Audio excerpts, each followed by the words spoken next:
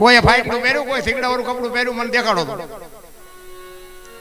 હવે અત્યારે ભગવાને આપ્યું ને તો માણા ફાટલા પહેરવાનું ચાલુ કર્યા. ઓલા જીન્સમાં જુઓ માથા આવી જાય એવા ફાંકા પહેરે. એટલે આવી તો ખબર જ નહોતી કે આવો ટાઈમ આવશે ને કે આવા તમે પહેરતા જ હતા. અત્યારે હાશો તમે તમારી હારે પહેર. અરે સંસ્કૃતિ ખતમ કરી નાખી ભલામણ. એક આંગળી જાય એટલું ફાંકું હોય ને આપણી માવડીઓ એમ કે લાય બેટા બે ટાંકા લઈ દો. ઈ આપણી સંસ્કૃતિ. એમાં બહેનોને તો હું ખાસ કહું, હાથ જોડીને કહું કે બાપુ ખાઓ પીઓ વાપરો મજા કરો, પણ બાપુ ફેશન નું માપ રાખજો. હા, ફેશન જે દી ઉઠાડ્યો છે ને એ જોકે ઘણા મારી ભાષા કડવી લાગતી છે, પણ નો ભરીને બોલાવો મને કઈ ફેર નથી પડતો. સત્ય તો અમારે કહેવું પડે. કારણ કે એનો તમને એક દાખલો આપું કે રામાયણનો એક પ્રસંગ છે કે સીતાજી લક્ષ્મણ રેખાને ઓળંગી ગયા એટલે હરણ થયું. તો તમે એમ માનો છો કે સીતાજીમાં શક્તિ નહોતી? અગ્નિનો ગોળો હતો રામ, એ રાવણ માથે દ્રષ્ટિ પડે ને તો રાવણની રાખ આ દુનિયામાં ન પડે. પણ તમને અને મને એક માર્ગ બતાવ્યો છે કે દુનિયામાં લક્ષ્મણ રેખા આપણને બધાય ન હોય. બાપને, દીકરાને, માને, પત્નીને, વહુને, દીકરીને બધાય ન હોય.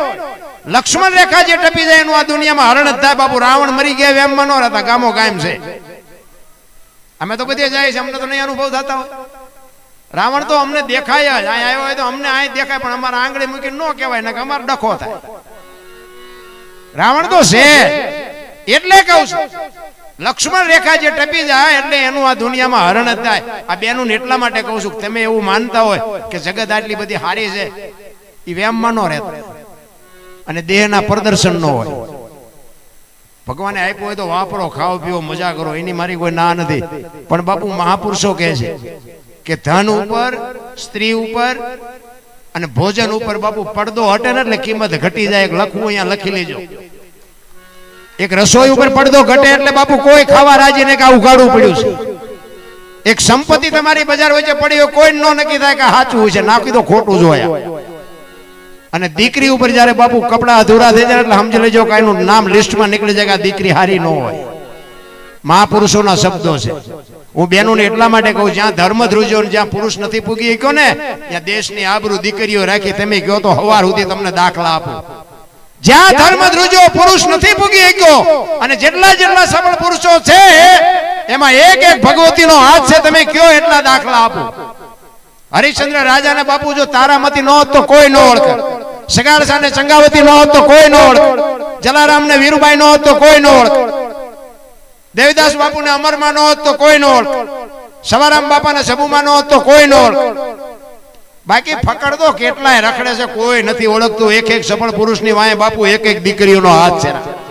એટલા માટે કહું છું દીકરી છે ને, હમણાં બેને ગાયું હતું ને, દીકરી તો લક્ષ્મીનો અવતાર છે. પણ તમે એનું લક્ષ્મી ઘોડે રાખી છે? વાણી તો કહે છે, બધું કહે છે કે લક્ષ્મીનો અવતાર છે. પણ આપણા દીકરાની વહુને સંતાન આવે એવું હોય તો કોઈને માનતા રાખી કે ભગવાન મને એક દીકરી દઈ જાય. કોઈને માનતા કોઈને રાખી. તો લક્ષ્મી છે તો પછી માનતા એને નો રાખવી જોઈએ. મોઢે જ બોલવાનું લક્ષ્મી છે, લક્ષ્મી છે. દીકરીઓ ગમતી જ નથી. મુદ્દો જ પેલો ઈ છે. દીકરા હાટું રાંદલ તેડે અને પછી રાંદલ માં તેડ્યા હોય ને પછી ગોવાણીઓ કરવા દીકરીઓ ગોતે. એટલે આપણે ગોવાણા ગોતો ને. દીકરી છે ને બાપુ, દીકરી તો એક મમતાનો મહાસાગર છે. માં છે એ તો માં છે. તમને મારે શું માં વિશે વાત કરીએ. જોકે આવા વગેરે કાર્ય કરતા હોય, અમારે તો સમય કાઢવાનો હોય, નકર આ સંસ્કાર વગેરે બાપુ આ કઈ થઈ નથી શકતું. પણ રામાયણ અને મહાભારત મહાપુરુષોએ બનાવ્યા છે અને તમને મને કેળો બનાવ્યો છે. મહાભારત માંથી શું લેવું અને રામાયણ માંથી શું લેવું, ઈવડે તો દુખી થયા હોય કે ન થયા હોય એ આપણને કઈ ખબર નથી. એમાં આપણે કઈ જવું નથી.